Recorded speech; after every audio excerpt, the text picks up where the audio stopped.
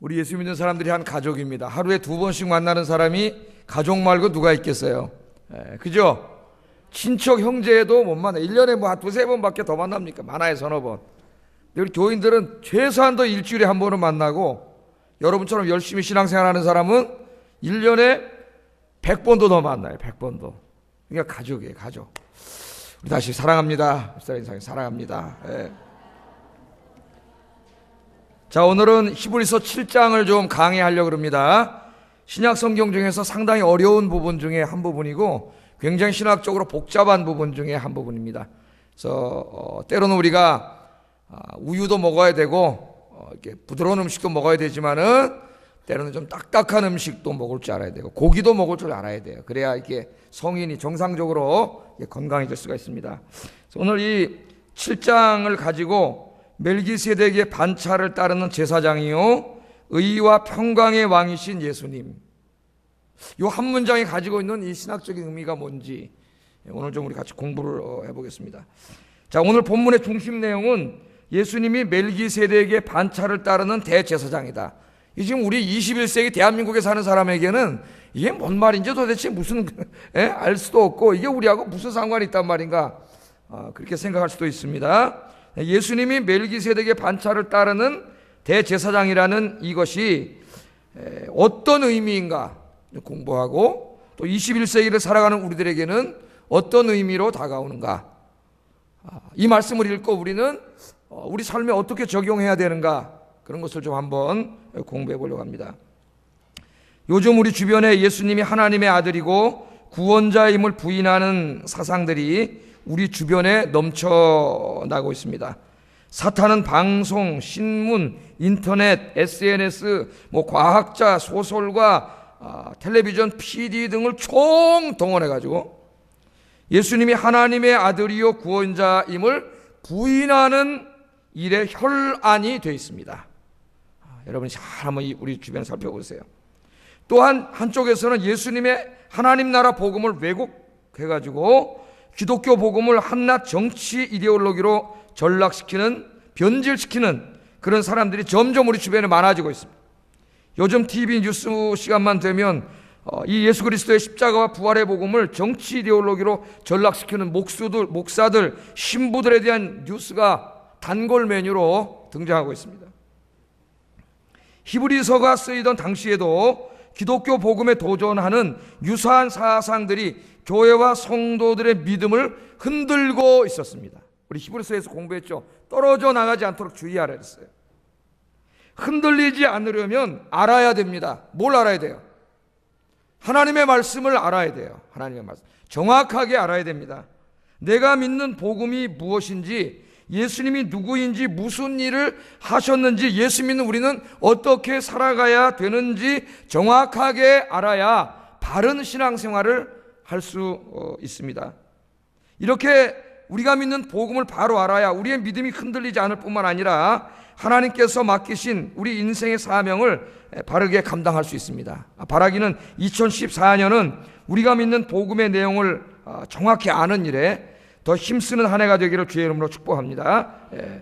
자, 이 히브리서를 우리가 지금 7장까지 오늘 16번째 강해인데 예수님을 대제사장으로 주로 설명하고 있습니다. 히브리서의 주제는 기독론이에요. 예수님이 누구인가, 어떤 일을 하셨는가, 거기에 대해서 주로 강의를 하는 책이 히브리서입니다. 그런데 많은 예수님에 대한 칭호들이 소개됐는데 그 중에서도 이제 뒤로 갈수록 계속 강조돼서 예수님에 대해서 설명하는 칭호 중에 하나가 대제사장이에요. 대제사장. 히브리서의 특징은 뭐냐면 예수님을 대제사장으로서 설명하고 있다는 겁니다. 이미 공부한 2장 17절 18절이라든가 4장 14절 16절 또 5장 7절 10절 6장 19절 20절에 보면 예수님을 대제사장이라고 우리에게 소개를 합니다. 자, 그럼 여러분 한번 생각을 해보세요. 왜 예수님을 대제사장이라고 소개하면서 가르쳤을까요? 이유가 있겠죠. 왜 예수님을 대제사장이라고 설명했을까? 히브리서 저자가 뭘 강조하려고? 대제사장이 뭐 하는 사람이에요? 백성들의 죄를 어떻게 해요? 중보하는 사람이죠. 그래서 1년에 한 번 대속죄일 날 모든 백성들이 지은 죄를 자기가 다 가지고 어디로 들어가요? 지성소 안으로 들어가잖아요.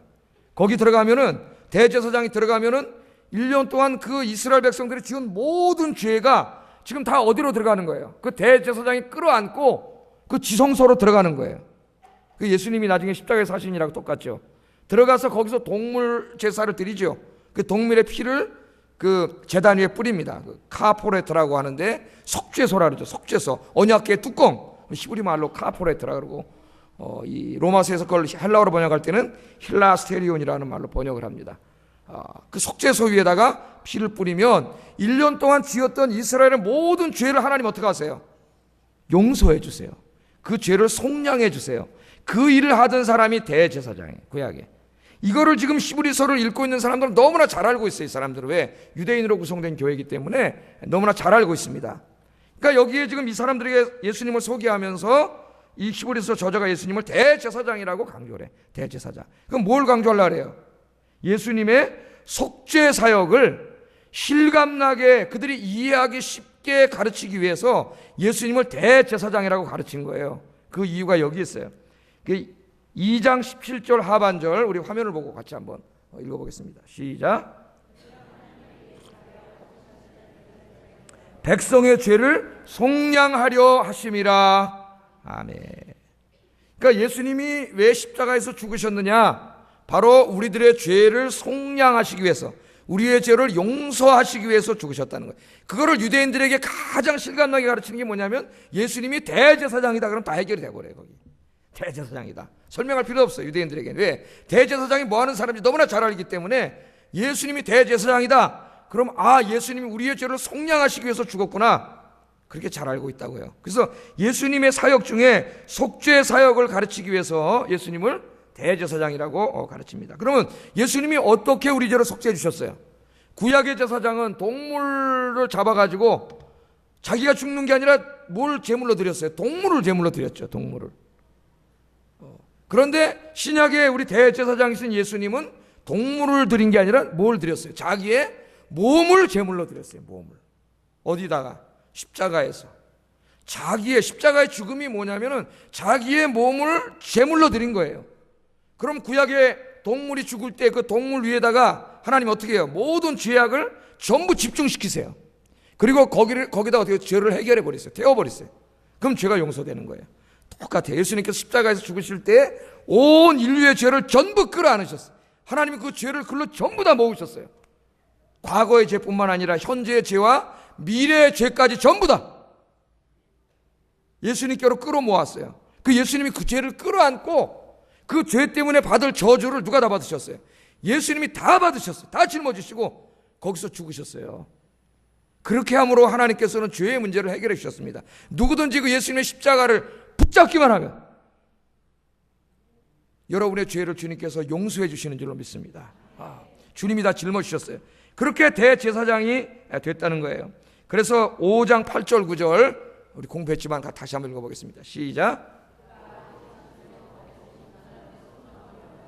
온전하게 되셨은즉 자기에게 순종하는 모든 자에게 영원한 구원의 근원이 되셨다. 영원한 구원의 근원이 되셨다. 그렇게 말씀을 합니다. 많은 사람들이 이 복음을 듣고 은혜를 받고 예수 믿게 됐습니다. 그래서 지금 히브리서를 보내는 교회가 생겨난 거예요. 로마에. 이 복음을 듣고 예수 믿고 구원을 받았어요. 그 나사렛 예수라고 하는 양반이, 우리가 듣기에 로마 사형수로 십자가에서 죽었는데 죄수인지 알았는데 이 설교를 듣고 보니까 그 예수님이 하나님의 아들이고 그분이 죽음이 자기의 죄 때문에 죽은 게 아니라 온 인류의 죄를 다 짊어지시고 자기가 그 죄를 전부 자기가 끌어안고 거기서 우리가 받을 저주를 대신 받고 저주받고 죽으셨구나. 그 복음을 듣고 예수 믿고 그들이 교회를 이루고 그렇게 신앙생활을 하고 있었습니다. 그런데 이 복음에 이의를 제기하는 사람들이 생겨났어요. 히브리서에 보면 이의를 제기했습니다. 말도 안 되는 소리다.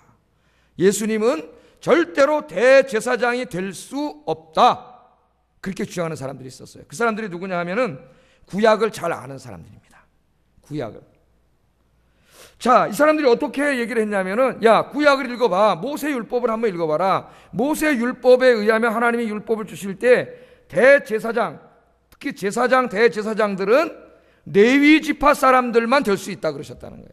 그죠? 레위 지파 사람들 중에서 특별히 아론의 자손들만 제사장이 되는 직분을 주셨습니다. 제사장은 세습되는 거예요. 예? 그래서 어떤 분은 뭐 제사장이 세습되니까 목회자도 세습돼야 된다. 그러니까 그 웃긴 얘기고. 제사장은 세습되는 거예요. 그 레위 지파만이 제사장이 될 수 있어요. 그런데 예수님은 무슨 지파예요? 유다 지파입니다. 유다 지파. 그러면 모세 율법에 의하면 예수님은 대제사장일 수 있어요, 없어요? 대제사장일 수 없습니다. 왜? 레위 지파가 아니기 때문에 대제사장일 수가 없어요. 왜? 분명히 하나님께서 주신 모세 율법에는 레위 지파 아론 자손만 제사장이 될 수 있다고 이야기하고 있기 때문입니다. 상당히 설득력이 있어요, 없어요? 있어요, 없어요? 설득력이 있죠. 성경에 있는 얘기잖아요. 여러분, 사탄이 얼마나 지혜로운지 아세요? 여러분, 이단들을 보세요. 이단들이 다 여러분한테 올 때 뭘 가지고 와요? 성경 말씀을 가지고 와요. 그런데 이 믿음이 좀 성숙해가지고, 지금 히브리서 저자가 지금 그것 때문에 고민하고 있잖아요. 믿음이 좀 성숙하고 지식도 성숙해가지고 그까지 이단 측면 말씀으로 팍 이겨버려야 되는데, 오늘 많은 사람들이 성경을 너무 몰라. 그까지 그냥 그거 다 공부하면 뭐하남요? 그냥 예수 믿고 그 받으면 되지. 성경 공부 하면 뭐하남요? 골치 아프게. 이렇게 생각하는 사람들이 70, 80%입니다. 우리나라에. 예. 그래서 이단들하고 얘기하면은 이단의 얘기를 듣고 은혜를 받는 사람이 있어요. 그래가지고 이단이 부흥했어요. 저렇게 몇만 명씩 모이잖아요. 지금 다 교회 다니던 사람들이에요. 저 사람들이. 여러분들은 좀 말씀에 굳건히 서고 하나님의 이 성경의 지식에 굳건히 서서 이단 정도는 얘기하면 이단을 전도할 수 있는 여러분 되기를 주의 이름으로 축복합니다.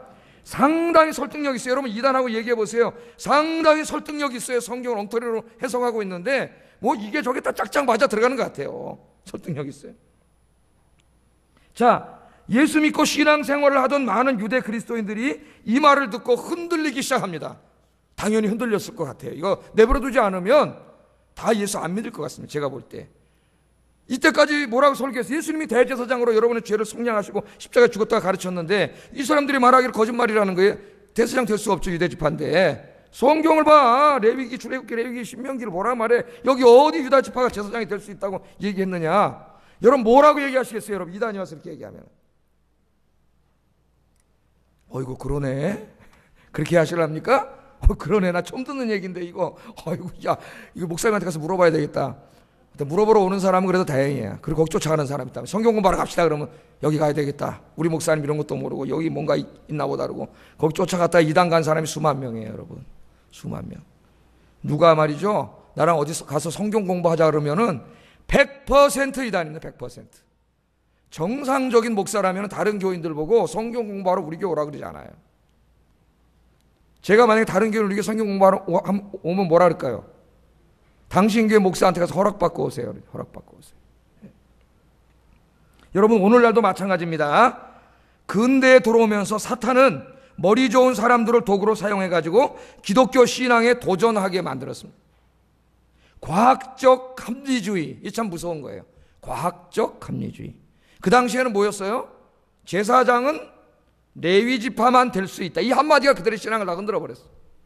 근데 오늘날에는 뭐예요? 우리 무슨 레위 지파 그런 거 없잖아요. 우리 사는 시대에는.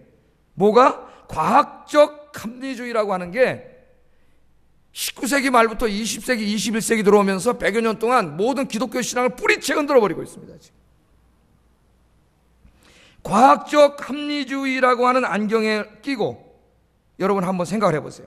과학적 지식에 근거할 때 예수님의 처녀 탄생은 도저히 있을 수 없는 일입니다. 처녀가 어떻게 아기를 갖습니까? 의학적으로 과학적으로 불가능한 일이에요. 예수님께서 십자가에서 죽으셨다가 다시 살아났다? 과학적 지식에 의하면 말도 안 되는 소리입니다. 예수님께서 물고기 2마리와 떡 5개로 5,000명을 먹이고 12광저리가 남았다? 기가 막힌 신화입니다. 신화. 애도 웃을 얘기입니다. 무리를 걸으시고 풍랑을 잠잠케 하시고 소경의 눈을 뜨게 하시고 귀머거리가 듣게 하신 것 모두 있을 수 없는 일입니다. 더군다나 예수님이 무슨 목수의 아들인 예수를 보고 하나님의 아들이고 그분이 창조주라고 자다가도 웃을 일입니다. 자유주의 신학자들은 이 과학적 합리주의를 받아들였어요. 모든 성경 이야기들은 초대교인들이 나사렛 예수라는 사람을 신으로 높여가지고 기독교라는 새로운 종교를 만들려고 꾸며낸 이야기들이야, 이렇게 주장을 했습니다.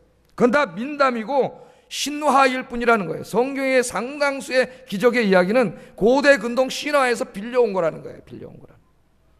그게요 100년 이상 기독교 신학을 지배했습니다. 특별히 독일을 중심으로 하는 유럽 신학을 다 지배했어요. 여러분 아십니까? 이들에게 있어서 성경은 더 이상 하나님의 말씀이 아니고 오류투성이인 고대 종교 서적에 불과하게 되었고, 예수님은 하나님의 아들이 아니요 로마의 사형틀인 십자가에서 죽은 도덕 선생이거나 유대 랍비에 불과하게 되었습니다. 제가 가끔 이야기하죠. 지금 이렇게 쓴 책들이 교보에 가면 수십 권 있다고 지금 나와서 팔고 있어요. 저기서 신학자들이 썼어요. 신학자들이. 그 신학자들은 예수 안 믿는 신학자들입니다. 여러분, 신학교에서 학생들을 가르치는데 예수 안 믿는 신학자가 태반이에요. 유럽에. 사탄의 작전은 성공했습니다. 성공을 거뒀습니다. 무기력한 서구 교회와 목사들이 사탄의 공격에 무방비 상태로 당했습니다. 서구에서 젊은이들이 성경을 집어 던져버렸습니다. 성경이 오류투성이의 종교서적이고 초대교인들이 꾸며낸 신화에 불과한 이야기라면 누가 성경을 읽고, 그렇지 않아 누가 성경을 읽겠어요? 누가 성경 말씀대로 살겠어요? 교회가 텅텅 비기 시작합니다. 예수님의 하나님의 아들 구원자가 아닌데 누가 교회에 와서 예배를 드리겠습니까? 그래서 오늘날 유럽 교회가 다 망한 거예요, 여러분. 신학이 자유화되면서 교회가 망해버린 거예요. 그래서 오늘날 지금 런던, 이 영국이나 독일이나 이런 데 가면은 교회는 거의 다 없어지고 모슬렘이 점점 더 성행하고 있습니다. 모슬렘. 유럽 사람들은 애도 잘 안 낳아요. 모슬렘 사람들은 몇 명씩, 4, 5, 6명 막 낳아요. 인구도 조금 있으면 유럽의 인구보다 모슬렘 교도들의 인구가 더 많아질 것이고, 앞으로는 유럽의 총리나 대통령 중에 모슬렘 믿는 사람들이 될 날이 멀지 않았습니다. 왜? 투표는 숫자에 의해서 결정되기 때문에. 지금도 무슨 도시의 시장이라든가 이런 정도는 모슬렘 교도들이 많이 되고 있어요. 전쟁하지 않고 소리 없이 유럽을 점령해 들어가고 있습니다. 점령해 들어가고. 기독교는 다 무너졌어요. 제가 얘기했죠. 영국의 기독교 인구가 2%도 안 된다고. 교회들은 다 팔리고 모슬렘 교도들이 사가지고 모스크로 활용하고 있다. 아마 우리 집사님 잘 아실 거예요. 그죠? 독일에 자주 왔다 갔다 하시니까 그런 눈으로 보실 거예요. 히브리서 저자 시대도 마찬가지. 히브리서 저자는 유대 신학적 틀을 사용하여 예수님의 대제사장 되심을 부인하는 사람들과 그들의 말에 현혹되어 믿음이 흔들리기 시작하는 사람들에게 예수님이 어떻게 참 대제사장이고 구원자임을 신학적으로 성경적으로 변증하고 설명할 필요가 생겼어요. 이걸 하지 않으면 다 떠내려가. 왜? 이거 어떻게 반박할 거예요? 모세오경 읽으면은 레위 지파만 제사장인데 어떻게 유다 지파인 예수님이 제사장일 수가 있는가? 예수님은 우리의 죄를 속량할 수 없다. 이걸 어떻게 반박할 거예요? 오늘날 과학적 합리주의로 무장한 사람들이 과학적 지식에 근거해서 무슨 동정녀, 처녀가 어떻게 아기를 낳고, 뭐 이런 죽은 사람이 어떻게 다시 살아나고, 이게 말이나 되는 소리냐? 이건 뭐라고 얘기할 거예요, 우리가? 오늘 21세기 우리는 똑같이 그 시대처럼 우리는 굉장히 중요한 사명에 직면해 있습니다. 우리 한국교회 목회자, 신학자들이 교회가 바로 서지 않으면 이 10년, 20년 후에 장담할 수 없습니다. 우리나라 교회도. 다 서구가 그 길을 걸어왔어요, 지금. 오늘 이 사람들에 대해서 예수님이 어떻게 대제사장이시고 우리의 죄를 속량하시는 하나님의 아들이신가를 신학적으로 성경적으로 설명하는 성경이 히브리서 7장이에요. 그러니까 굉장히 중요하죠. 히브리서 7장이.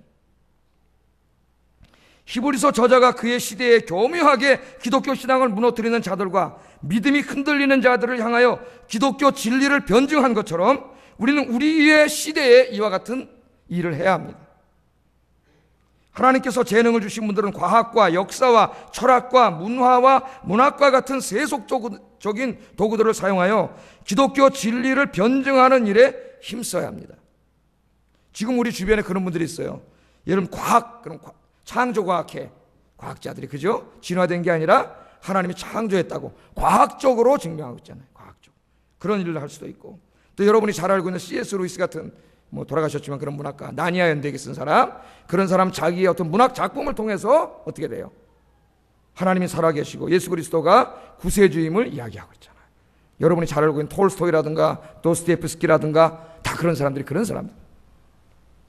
또 철학을 통해서 이 가까이 있는 서강대학의 강영환 장로님이라고 계신데 그분이 우리나라의 아주 유명한 철학자인데 철학을 통해서 하나님이 살아계시고 주님이 구원자이심을 이야기하고 있다. 또 문화라든가 문학이라는 각 분야에서 이런 일들 하는 분이 많이 있어요. 지금도 이런 일들 하는 사람이 별로 이렇게 돈벌이도 잘 안 됩니다. 돈벌이 하려면 뭐 해야 돼요?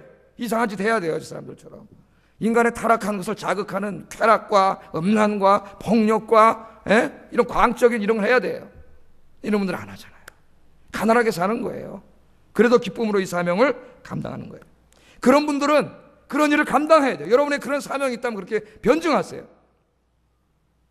또한 우리 같은 평범한 사람들은 주 예수 그리스도가 대제사장으로서 우리들의 죄를 속량하신 구원자임을 우리의 삶을 통하여 우리의 입술을 통하여 온 천하에 다니며 전파해야 될 사명이 있습니다. 할렐루야. 안타까운 것은 우리 한국교회 많은 사람들은 입으로는 전하는지 모르는데 삶으로 부정을 함으로 하나님 영광을 다 가리고 있어요. 그죠? PD수첩에 나오고 뭐 맨날 이쪽 방송에서 나오고 하나님이 살아계시지 않고 예수님이 하나님의 아들이 아니라는 것을 그들의 삶을 통해 증명해주고 있는 사람들이 그 사람들 참으로 안타까운 사람들이에요. 여러분들은 삶을 통해 입술을 통해 우리 예수님이 참 구원자이며 하나님이 살아계신 하나님임을 전파하고 여러분 삶을 통해 보여주는 여러분 되기를 주의 이름으로 축복합니다. 자, 그럼 히브리서 저자가 이 일을 어떻게 하나 보세요. 어떻게 하나. 히브리서 저자는 모세 율법을 들먹거리며 예수님은 레위 지파가 아니므로 대제사장일 수 없다고 반박하는 사람들에게 똑같이 모세 오경을 가지고 예수님이 어떻게 대제사장이 되실 수 있는가를 변증합니다. 성경적으로 신학적으로. 여러분은 히브리서가 아니면 하실 수 있겠어요? 히브리서를 통해서 한번 배워보세요. 자, 히브리서 저자는 예수님의 대제사장이심을 창세기 14장 18절 20절과 시편 110편 4절을 가지고 설명합니다. 지금 유대인들이 뭐라 그랬어요? 레위 지파가 아니므로 제사장일 수 없고 제사장이 아니므로 우리의 죄를 속량할 수 없다. 그러므로 예수님이 우리의 죄를 속죄하신 구세주라는 사실은 거짓말이다. 3단 논법으로 아주 설득력 있게 얘기하잖아요. 그런데 오늘 히브리서 저자는 너희들이 잘못했다는 거예요. 성경을 잘못 알고 있다는 거예요. 성경신학적으로 설명을 해요. 자, 오늘 그 1절 2절 다시 한번 읽어보겠습니다. 시작.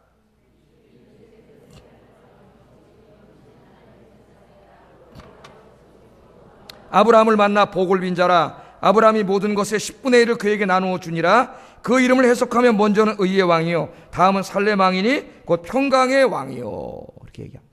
이 내용은 어디 나오냐면은 창세기 14장 18절에서 20절에 나옵니다. 이 창세기 14장에 보면 멜기세덱이 누구인가 처음으로 등장해요. 여기 한번 등장하고 아까 시편 4절에 한번 등장, 두 번 나옵니다. 구약에. 신약에 이제 여기 이렇게 나오게 되는데 상당히 신비한 인물이에요. 이 창세기 14장을 보면은 멜기세덱은 예루살렘, 살렘 왕이라 그랬으니 그 당시 예루살렘의 왕입니다. 예루살렘 왕이요 지극히 높으신 하나님의 대제사장이다. 그렇게 얘기하고 있어요.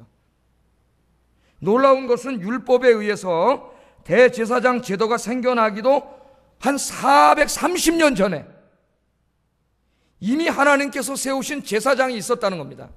여러분, 우리가 알고 있는 구약의 제사장은 언제 생겼어요?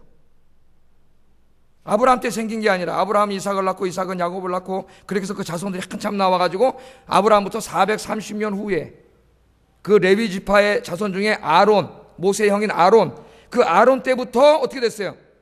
제사장이 생겼단 말이에요. 공식적인 제사장이. 그런데 이 공식적인 제사장이 율법에서 생기기 무려 430년 전에 제사장이 나와요. 유대인들이 이걸 모르고 있었어요. 그 사람 누구예요? 멜기세덱이에요. 멜기세덱. 지극히 높으신 하나님의 제사장이다. 그렇게 소개를 합니다. 창세기 14장이 어떤 내용입니까? 아브라함이 조카 롯을 구하기 위하여 동방의 왕들과 전쟁을 하죠. 그래서 그 전쟁에서 이깁니다. 그래서 조카 롯을 구해가지고 돌아오는데 그때 예루살렘의 왕인 멜기세덱이 아브라함의 마중을 나와요. 왜? 자기들이 빼앗겼던 것들을 찾아줬거든, 아브라함이. 그래서 고마워서 마중을 나와요. 근데 마중을 나올 때 빈손으로 나오지 않고 떡과 포도즙과 이런 걸 가지고 나와가지고 얼마나 배고팠겠습니까? 지치고. 그 아브라함 식솔들을 대접을 합니다. 대접을 하면서 아브라함을 어떻게 했냐면 축복을 했어요. 이게 중요한 거예요. 축복을 했습니다. 그랬더니 아브라함이 감사해가지고 그 얻은 전리품의 10분의 1, 11조예요. 그러니까 11조가 율법이 있기 전에 이미 있었어요. 10분의 1을 어떻게 해요? 멜기세덱에게 드렸습니다. 멜기세덱. 10분의 1을 원래 누구한테 드리는 거예요? 하나님께 드리는 거예요. 그런데 멜기세덱에게 10분의 1을 드렸어요. 지금 1절, 2절은 그 얘기를 하는 거예요. 근데 3절에 보면은 창세기 없는 이야기, 어디에도 없는 이야기를 합니다. 3절에 멜기세덱에 대해서. 여기만 나와요, 이게. 구약이 없어요. 같이 한번 읽어보겠습니다. 시작. 생명의 끝도 없어 하나님의 아들과 닮아서 항상 제사장으로 있느니라. 여러분 오늘 잘 공부해서 이제 멜기세덱에 대해서는 히브리서 저자가 뭐라 그랬어요? 그 정도 신앙생활 했으면 멜기세덱이 어떤 사람인지는 알아야 된다 그랬죠. 그런데 이거 모르기 때문에 지금 설명하고 있다 이렇게 히브리서 저자가 이야기하면서 답답하니까 너희들 좀 믿음이 자라야 된다고 지금 6장에서 계속 얘기했죠. 그러니까 이제 오늘 공부한 다음에 절대로 잊어먹지 말고 멜기세덱 그런 무슨 메주 덩어리인지 뭔지 또 잊어먹고 그러지 마시고 아셨죠? 이제 저 그 정도 알아야지 교회를 이제 그렇게 오래 다녔으면 절대 잊어먹지 마세요. 멜기세덱을 또 소개하는데요. 창세기 없는 걸 소개해요. 그는 뭐라고요? 아버지도 없고 어머니도 없고 족보도 없고 시작한 날도 없고 생명의 끝도 없어서 하나님의 아들, 여기가 중요한 겁니다. 하나님의 아들과 닮아서 항상 제사장으로 있느니라. 그렇게 얘기를 해요. 어떤 신학자들은 이 말씀을 근거로 해가지고 멜기세덱을 이 땅에 속한 자가 아닌 신적인 존재라고 소개합니다. 왜? 아버지도 없고 엄마도 없고 뭐 족보도 없고 시작한 날도 없고 그러니까 이게 인간이 그럴 수가 없다. 그래가지고 신적인 존재로 해석을 하면서 즉 하나님의 아들이라는 거예요. 그러나 이러한 해석은 멜기세덱이 분명한 예루살렘 왕이었다는 사실과 맞지 않습니다. 창세기 읽으면 분명한 예루살렘 왕이에요. 만일 멜기세덱이 하나님의 아들이요 신적인 존재라면 예루살렘의 왕이 하나님의 아들이었다는 얘기가 되니까 말도 안 되는 얘기예요. 분명히 창세기를 읽어보면 멜기세덱은 역사적인 인물입니다. 아브라함 시대에 살았던 역사적인 인물이고 예루살렘의 왕이요 제사장이었던 사람이에요. 그럼 아비도 없고 어미도 없고 족보도 없고 뭐 이렇게 없다는 말은 이게 무슨 말이냐면은 그가 신적인 존재라는 말이 아니라 그에 대한 기록이 없다는 거예요. 기록이 없다는 거예요.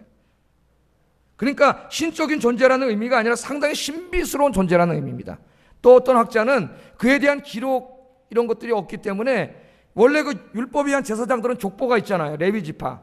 그러니까 그런 인간의 어떤 규례와 족보에 의해서 생긴 제사장이 아니라 하나님이 세우신 제사장이라는 것을 설명한다. 그렇게 하는 사람도 있습니다. 어쨌든요, 히브리서 저자는 이 이야기를 하면서 예수님은 율법에 있는 레위 지파의 제사장을 이걸 그림을 그리면서 설명하고 좋은데 따라오는 제사장이 아니고, 그러니까 예수님의 제사장 되면 율법하고 상관없다는 거예요. 율법이 있기 전 430년 전에 먼저 있었던 제사장, 그 사람 누구라고요? 멜기세덱. 그 멜기세덱의 반차를 따르는 대제사장이라는 거예요. 제사장이라는. 세 가지를 이야기합니다. 세 가지. 첫째, 멜기세덱은 아브라함을 축복했죠. 아까 축복은 누가 하는 거라 그래요? 오늘 히브리서 저자가 낮은 사람이 높은 사람한테요, 높은 사람이 낮은 사람한테요. 보통 높은 사람이 낮은 사람한테 하는 거예요. 히브리서 저자가 그렇게 설명을 하잖아요 지금. 그런데 멜기세덱이 아브라함한테 축복을 했으니까 누가 높아요? 아브라함보다도 멜기세덱이 더 고귀하고 높은 사람이다. 높은 사람이다 이거예요. 그런데 레위는 누구의 자손이에요? 아브라함의 자손이에요. 아브라함의 자손. 아브라함의 허리에 있었다 그러잖아요 그때. 아직 태어나지도 430년 전 레위예요. 그러니까 자기의 조상인 아브라함에게 축복을 한 사람이라면 그 사람은 레위도 축복한 사람이고 레위 지파보다도 어떻게 더 높은 사람이다. 그걸 강조하는 거예요. 더 고귀한 분이다. 멜기세덱이. 그까진 율법에 있는 아론의 대제사장 그 정도가 아니라 왜 그 조상인 아브라함에게 축복을 했으니까. 그 얘기입니다. 신학적으로 논리적으로 설명하고 있어요. 그 다음 두 번째, 아브라함이 멜기세덱에게 11조를 드렸다는 거예요. 오늘 그걸 또 이야기하죠. 11조를 드렸습니다. 아브라함이 11조를 드렸으므로 아브라함의 후손인 레위는 나중에 자기가 11조를 받았죠. 제사장으로서. 그죠? 자기는 인간들에게 11조를 받았지만 그 레위의 조상인 아브라함이 11조를 드렸다면 멜기세덱에게 그의 후손인 레위도 멜기세덱에게 11조를 드린 거나 마찬가지라는 거예요. 히브리서 7장에 지금 그걸 논증하고 있어요. 그러므로 멜기세덱이라고 하는 대제사장은 율법에 의해서 생겨난 레위 지파의 제사장보다 훨씬 어떤 분이에요? 훨씬 고결하고 높은 분이라는 거예요. 높은 분. 지금 논지가 그래요. 이 사람의 신학적인 논지가 잘 논리적으로 따라서 읽으면. 그 다음에 세 번째, 하나님께서는 이미 시편 110편 4절을 통해서 앞으로 오실 메시아는 레위의 반차를 따르는 제사장이 아니라 멜기세덱의 반차를 따르는 제사장이라고 이미 얘기를 했다는 거예요. 정말 그런가 한번 찾아볼까요? 시편 110편 4절 같이 한번 읽어보겠습니다. 시작.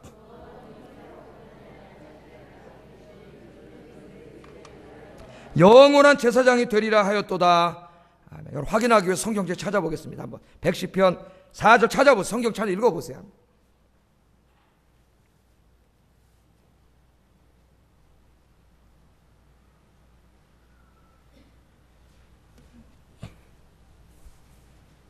눈으로 확인을 해야 돼. 그리고 멜기세덱에 대해서 설명한 구약의 창세기 이후에 유일한 성경이기 때문에 시편 110편 4절 이거 다 이렇게 체크해놓고 알아야 돼요. 좀 이 정도 지식은 있어갖고 또 이단이 찾아오면은 여러분이 성경책 딱딱 펴가지고 딱 얘기해 좀 꼼짝 못하잖아. 꼼짝.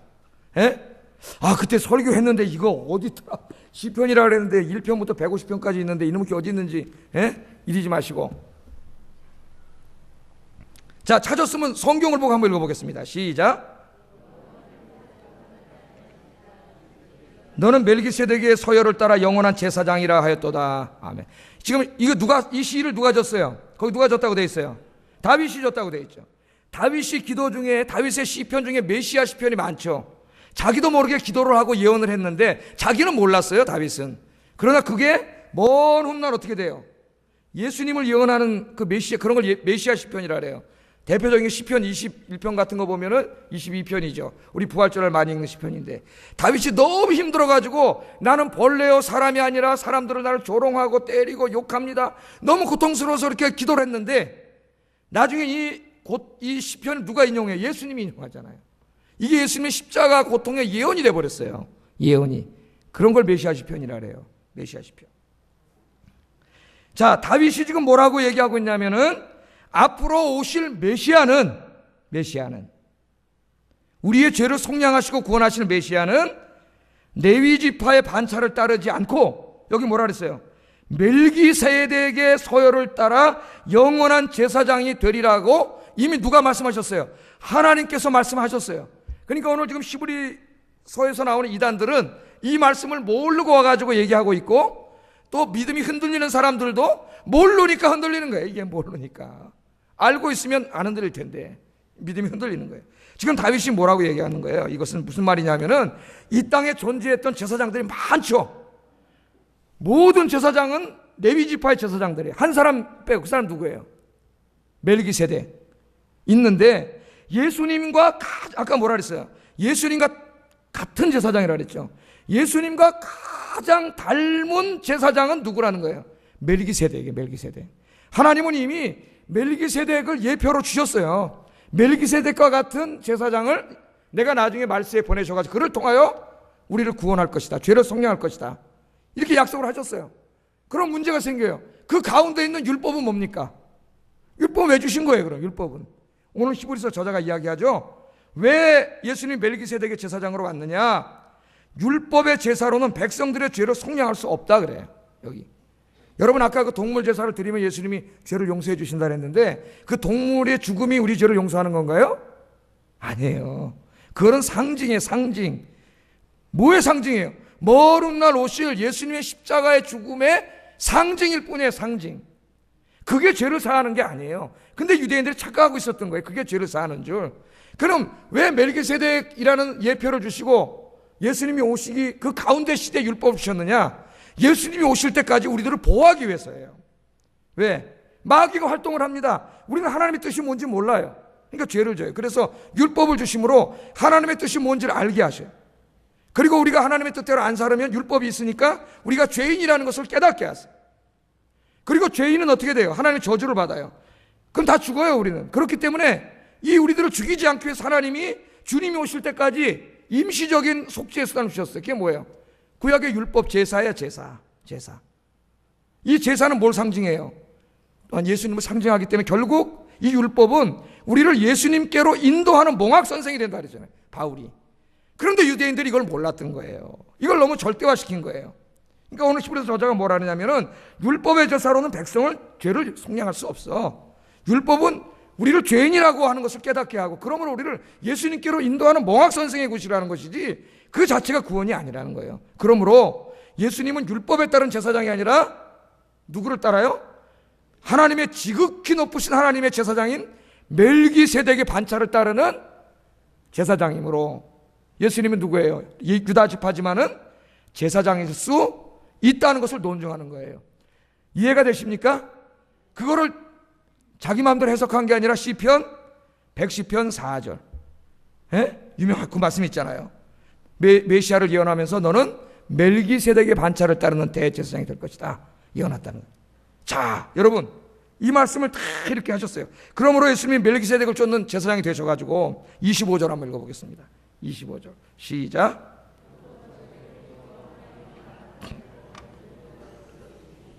그가 항상 살아계셔서 그들을 위하여 간구하심이라. 아멘. 그렇기 때문에 레위 지파의 제사장이라면 죄를 어떻게 사해요? 그 사람 자기도 죄인인데 그 말을 하는 거예요. 지금 자기 죄 못 사해요. 그러나 멜기세덱의 반차를 따르는 지극히 높으신 하나님의 아들이요 하나님의 제사장이신 예수님이시기 때문에 그분의 죽음이 곧 우리의 죄를 사하시고 우리를 구원하실 뿐만 아니라 지금도 우리를 위해서 그분이 중보기도 하고 있다고. 여러분, 이 히브리서 7장 25절은 유명한 말씀이죠. 예수님이 우리를 위해서 중보기도 하고 계시는 그 유명한 말씀입니다. 그 이야기를 하고 있습니다. 여러분, 제가 이걸 이야기했는데, 아니 목사님, 우리는 유대인도 아니고 유대율법도 아니고 우리 뭐 제사장도 없고 도대체 우리하고 뭔 상관이 있어요 이게? 그렇잖아요. 우리 뭔 상관이 있어요? 예?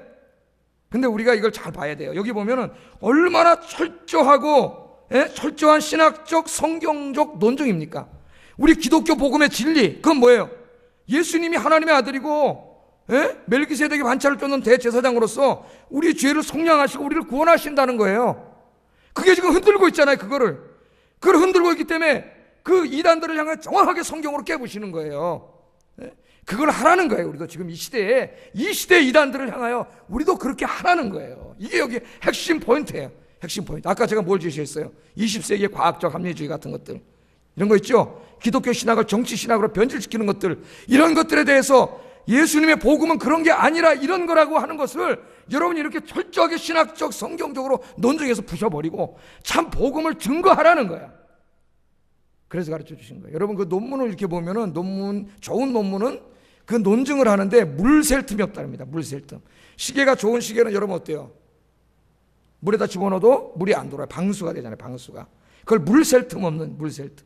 요새는 핸드폰도 말이죠. 광고를 보니까는 갑자기 물에다 막 씻대요. 이거를. 저 사람 미쳤나 그랬더니 요거는 물로 씻어도 안 들어간대요. 거기에. 그런 핸드폰에다 나왔어요. 그러니까 이 물 셀 틈 없는 논증이라 그래요. 그런 논문이 좋은 논문이에요.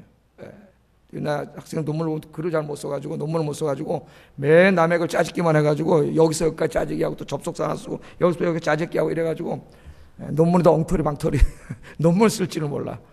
자기가 어떤 주장을 하고 그 주장이 그냥 아이 그런 거야 그러면 그건 논문이 아니죠. 그건 그냥 우기는 거지. 그렇게 주장을 했으면 그 주장이 왜 옳은가를 물 셀 틈 없이 다양한 자료를 통해 논증해가지고 그 글을 읽는 사람이 다 고개를 끄떡끄떡하게 만들면 그 사람 학자가 되는 거예요.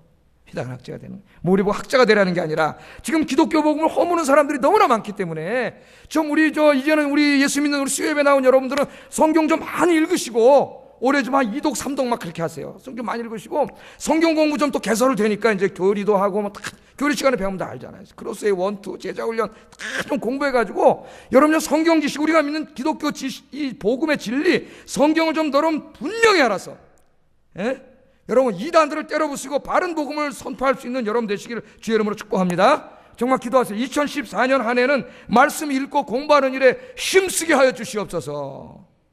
그거 하라는 거예요. 우리 우리가 율법이 있어요, 제사장이 있어요, 뭐가 있어요. 그거를 하라는 게 아니라 그 시대의 히브리서 저자가 그렇게 한 것처럼 오늘 시대에 그렇게 하라는 거예요, 여러분들이. 자, 이렇게 멜기세덱의 반차를 쫓는 대제사장이라고 말씀을 했습니다. 그런데 거기서 끝나는 게 아니라 한 가지를 더 이야기했어요. 2절 하반절, 우리 모니터를 보고 같이 한번 읽어보겠습니다. 시작.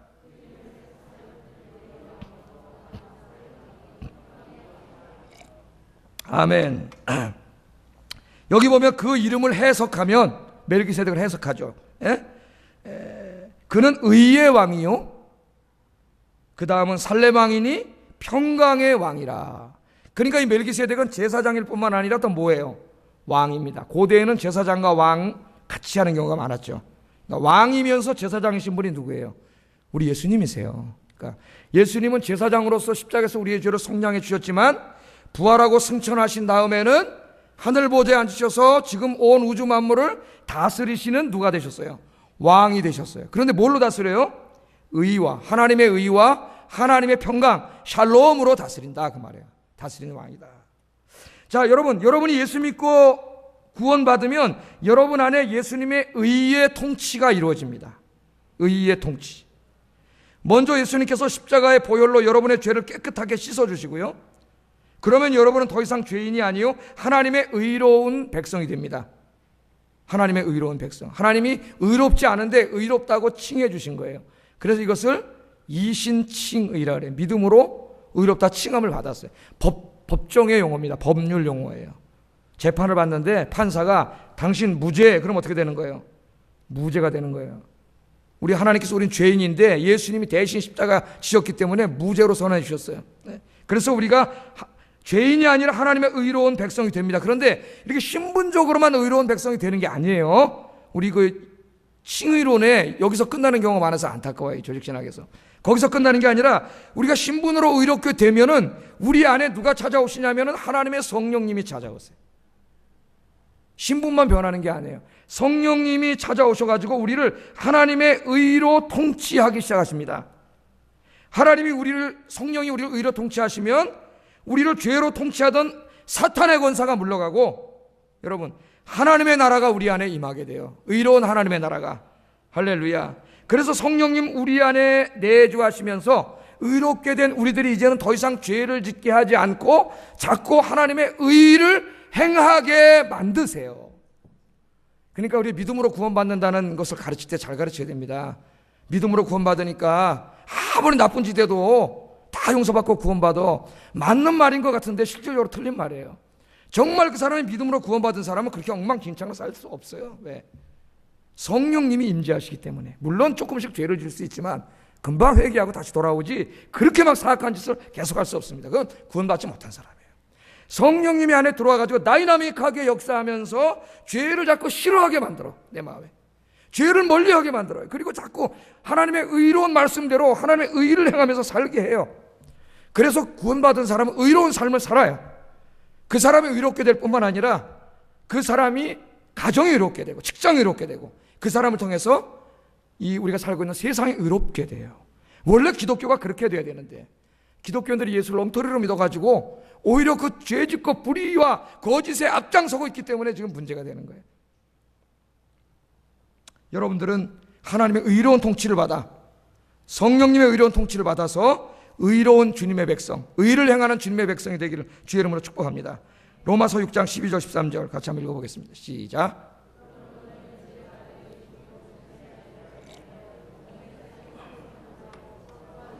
불의의 무기로 죄에게 내주지 말고 오직 너희 자신을 죽은 자 가운데서 다시 살아난 자같이 하나님께 드리며 너희 지체를 의의 무기로 하나님께 드리라.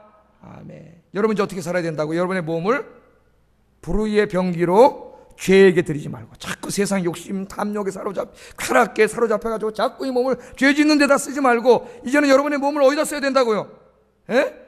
하나님의 의로운 병기가 돼가지고 의를 행하는 데 쓰고 이 땅에 의로운 하나님 나라를 이루는 데 사용하라는 거예요. 여러분 그런 여러분 되기를 주의 이름으로 축복합니다. 또한 예수님은 평강으로 통치하시는 왕이라 그랬어요. 여러분이 예수 믿고 구원받으면 여러분 안에 성령님이 뭘 가져오시냐면 하늘의 샬롬을 가져와요. 샬롬.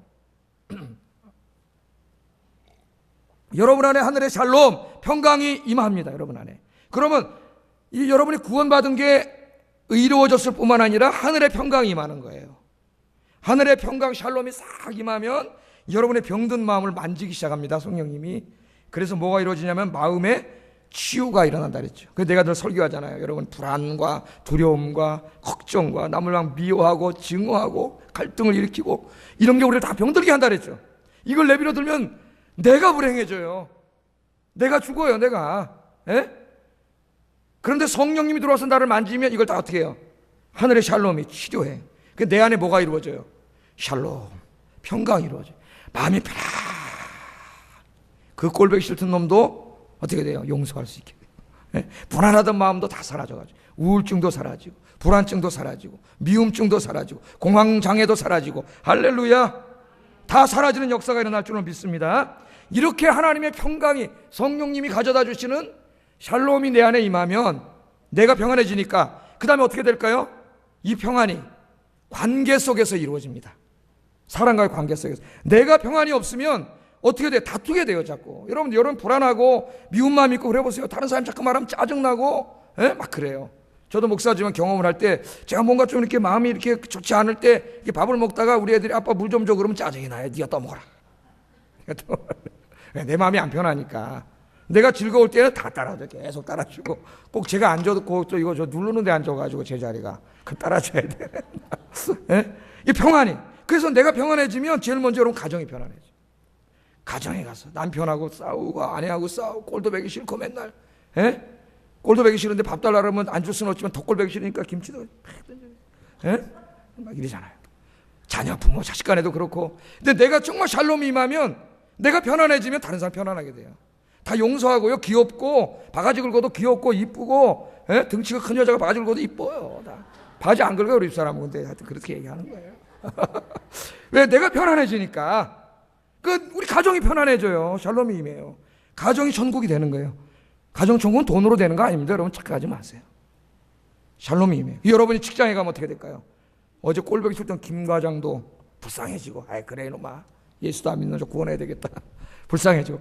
이 직장에, 교회 오면 어떻게 될까요? 교회가 천국이 이루어져, 평강이 이루어지고. 그래서 여러분 가는 곳마다 샬롬이 이루어지는 줄로 믿습니다. 왜 여러분 가는데 샬롬이 없어요? 왜 여러분의 가정에 샬롬이 없어요? 여러분 안에 샬롬을 잃어버렸기 때문에 샬롬이 없어요. 왜 샬롬이 잃어버렸어요? 여러분 주님이 주셨는데. 기도하지 않으니까 샬롬이 있어요? 말씀 읽지 않는데 샬롬이 있어요? 예배 안 드리는데 샬롬이 있어요? 주님과 날마다 만나는 교제가 없는데 무슨 샬롬이 있어요? 마귀가 다시 역사하기 시작하는데. 마귀는 우리 마음에 불안과 미움과 이런 걸 갖다 주잖아요. 여러분 지금 여러분 마음에 뭐가 가득 차 있습니까? 우리 주님은 평강의 왕이세요. 기도와 말씀에 2014년 더욱 힘써서 여러분 가정과 여러분 삶과 여러분 교회에 하나님의 의와 하나님의 가득한 평안이 가득한 천국이 이루어지는 한 해가 되기를 주의 이름으로 축복합니다. 기도하겠습니다.